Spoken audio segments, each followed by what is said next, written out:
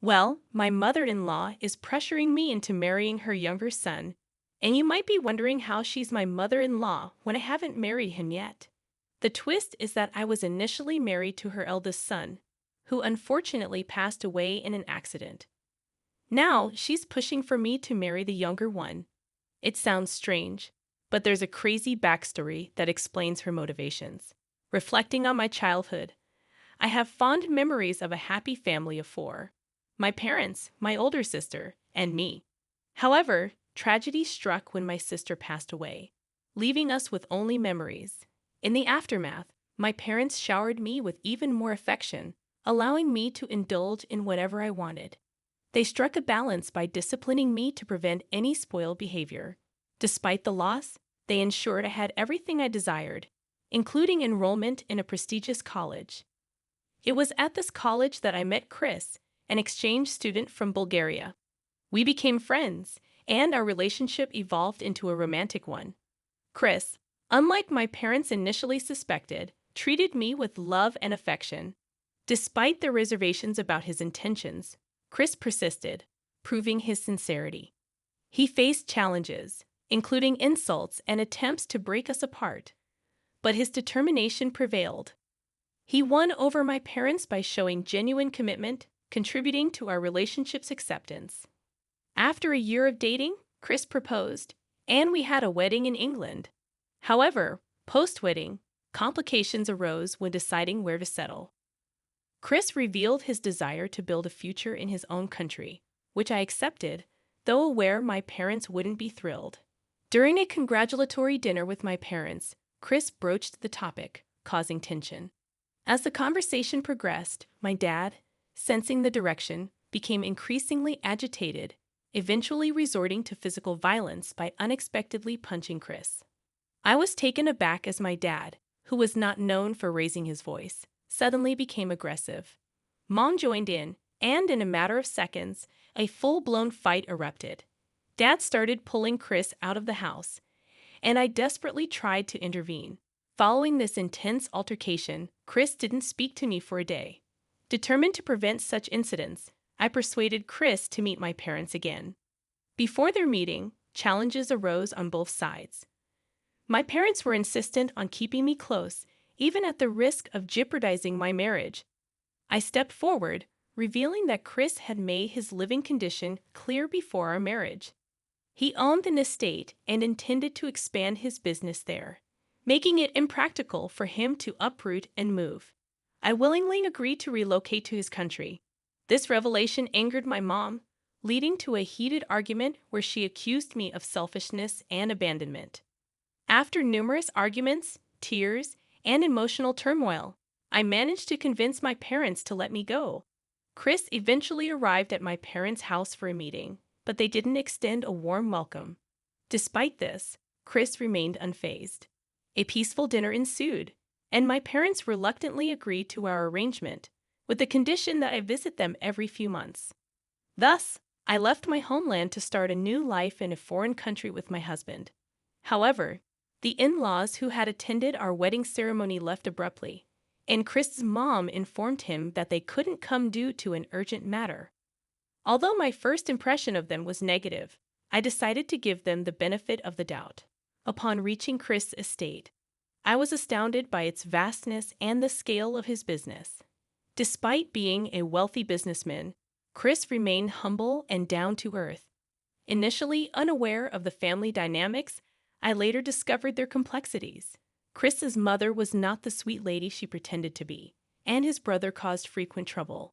It became evident that despite his success, Chris was dealing with a complicated family situation as they all resided together on his estate. I didn't have any issues with Chris. After all, it was his family. However, I had no clue that living with them would be a constant struggle. In my efforts to get along, my mother-in-law drew clear lines, causing me daily headaches. The friction began with constant disputes over my routines and the perceived blandness of my food. When I attempted to replace inefficient servants, it sparked a major confrontation. She insulted me in front of them and later invited her friends to mock the situation. Chris, well aware of his mother's toxicity, suggested buying a separate place for me, but I declined. I liked the estate and its amenities, and I wasn't about to move because of her. So, I endured whatever challenges she threw my way. One day, she threw a party without informing me. Feeling unwell, I had the chef buy groceries for me, angering her. In front of the guests, she screamed, called me a witch for supposedly enchanting her son. Chris intervened that day, clarifying that he married me of his own accord. I hoped her schemes would cease, but I was mistaken. This time, her son, Noah, added to our troubles. Chris was away on business when Noah came home and confronted his mother in a loud and chaotic scene in the living room. I heard their voices and the sound of objects being thrown from my room. Despite wanting to intervene, I hesitated, realizing it was better to stay out of the trouble. Noah ranted about his problematic boss and how we insulted him. His bloody nose indicated that this was more than just a verbal altercation. Noah shared that a friend had bailed him out, but Chris hadn't shown up. Feeling compelled, I finally spoke up. I shouldn't have mentioned that Chris had a meeting with investors and couldn't deal with the situation at the time. As soon as I said that, both my mother-in-law and Noah began throwing shade, claiming that an outsider shouldn't dictate their actions. Knowing that defending myself wouldn't help, I walked away. This only fueled their anger, and they continued venting, hurling objects and curses my way. I called Chris, and within 20 minutes, he rushed home. Before Chris could speak to me, both Noah and my mother-in-law began crying and throwing tantrums. Noah had lost his job, having quit himself. I overheard them weaving lies and shedding crocodile tears to paint themselves as innocent victims. They concocted stories about me making fun of Noah, spreading baseless accusations to justify their actions. Expecting Chris to inquire about the situation, I was surprised to see him exhausted and silent when he came upstairs. Despite my attempts to ask about work, he remained silent, revealing something was bothering him. Following this incident, Noah started siphoning more money from Chris, and my mother-in-law continued extravagant spending on frivolous items. There was a shift in Chris's demeanor, and he attributed it to work-related stress. Many investors were pulling out due to Noah's tarnished reputation, adding strain to our household. Our planned trip to visit my parents in Britain had to be canceled, worsening the tension with them. Despite my parents' anger and the broken promise of contacting them, I couldn't reach out after landing in Bulgaria. Chris claimed he was too busy to address the issue, promising to accompany me when things improved. Little did I know that this promise would remain unfulfilled. Fast forward to a Sunday morning during breakfast, Chris received an urgent call and had to leave for a meeting with a client. As I cleaned up, my mother-in-law questioned me about my spending habits. My anger flared, and I demanded to be left alone when questioned about my spending habits. In response, my mother-in-law reminded me that it was her son's money, emphasizing how grateful I should be to live there. Losing my temper, I retorted that it was my husband's house, accusing them of leeching off him and causing his headaches. This triggered my mother-in-law to charge at me, delivering a forceful blow to my face. Shocked and scared, I shivered, unaccustomed to such aggression, as my parents had never raised their voice at me. As I thought she might cease, she instead violently slammed plates on the table, picked up more, and hurled them to the ground. Confused by her actions, I retreated to my room, locking myself in. Desperate, I tried calling Chris, but he wasn't returning home, leaving me in the dark about the situation outside my room. I remained there for hours, hungry and alone, as I had seen my mother-in-law leave the house in the evening. When Chris still hadn't returned, I emerged from my room and began preparing food. In the midst of this, an unknown number called. Unsure who it could be, I hesitated to answer. Eventually, I received heart-wrenching news from a man who informed me that Chris had met with an accident after leaving his office. His car collided with a truck, resulting in severe injuries that proved fatal before reaching the hospital. The sudden and unexpected news left me initially unable to comprehend its gravity. Moments later, the reality sank in, and I cried uncontrollably, overwhelmed with grief.